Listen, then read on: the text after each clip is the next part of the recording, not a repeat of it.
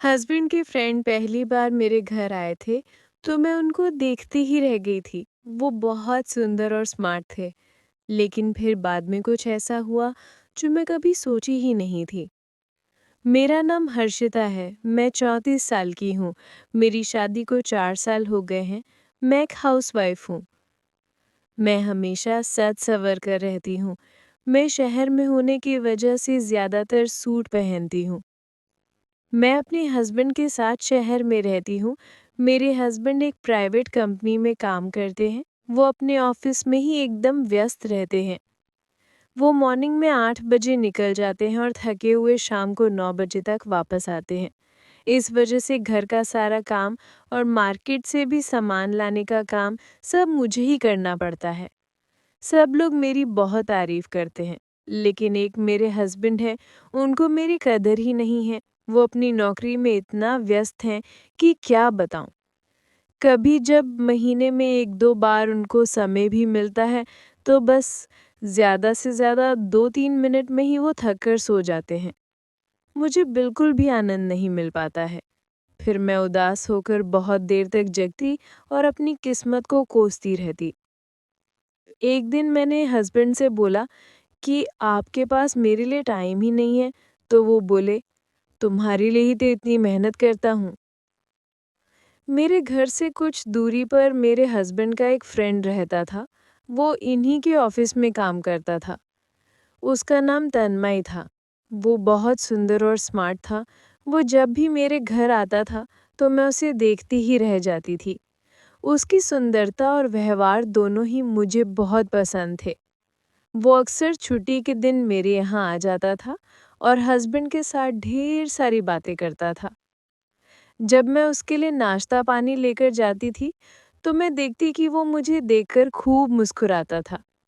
मैं इस मुस्कुराहट का राज तो नहीं जान पाती थी, लेकिन कुछ तो था। एक दिन ऐसा हुआ कि वो मेरे हस्बैंड के साथ बाहर डाइनिंग रूम में बैठा हुआ था, बातें कर रहा था और मैं अंदर किचन में थी। मैंने उस दिन नाश्ते में छोला और समोसा बनाया था। जैसे ही मैं उन लोगों को डाइनिंग रूम में नाश्ता पहुंचाकर आई और दोबारा समोसे बनाने लगी, वो किचन में आया और बोला, भाभी जी थोड़ा सा टमाटर की चटनी भी बना दीजिए। मैं मुस्कुराकर बोली, ठीक है। मैं उससे पूछी, समोसा कैसा बना है? तो वो बोला, भाभी जी समोसा बिल्कुल आपकी तरह की खूबसूरत बना है। मैं मुस्कुराकर बोली, मैं कहाँ खूबसूरत हूँ? तो उसने कहा, नहीं भाभी, आप सच में बहुत खूबसूरत हो। मैं बोली, कितना? तो वो बोला, ये तो किसी दिन मौका मिला फिर बताऊंगा। मैं मुस्कुरा उठी और बोली, ठीक है। फिर लगभग 1 महीने बाद मेरे हस्बैंड को अचानक ऑफिस के काम से 2 दिनों के लिए बाहर जाना पड़ा।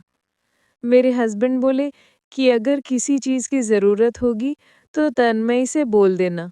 मैं मन ही मन बोली, आप जाइए तो फिर मैं देखती हूँ कि मुझे किस चीज़ की ज़रूरत है। उस दिन पता नहीं क्यों मेरा बहुत मन कर रहा था। मैं खुद ही नहीं समझ पा रही थी कि ऐसा क्यों हो रहा था। उसके बाद हस्बैंड चले गए। मैंने दोपहर को तन्मय को फ़ोन किया और उसे बताया कि हस्बैंड ऑफिस के काम से बाहर गए हैं। तुम शाम को आना और खाना यहीं खा लेना। फिर शाम को वो आ गया। उसके बाद शाम को जब वो आया तो खाना पैक करवा कर लाया था। उसने मुझे कहा कि भाभी खाना मत बनाना, मैं खाना बाहर से ही पैक करवा कर लाया हूँ। चलिए खाना खा लिया जाए। फिर हम लोगों ने खाना खाया। उसके बाद वो बोला, भाभी जो स्वाद आपके खाने में है वो रेस्टोरेंट के खाने में नहीं।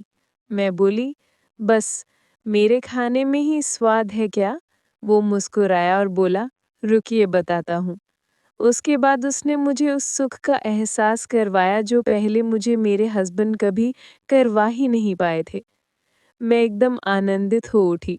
इतना सुख मुझे पहले कभी नहीं मिला था।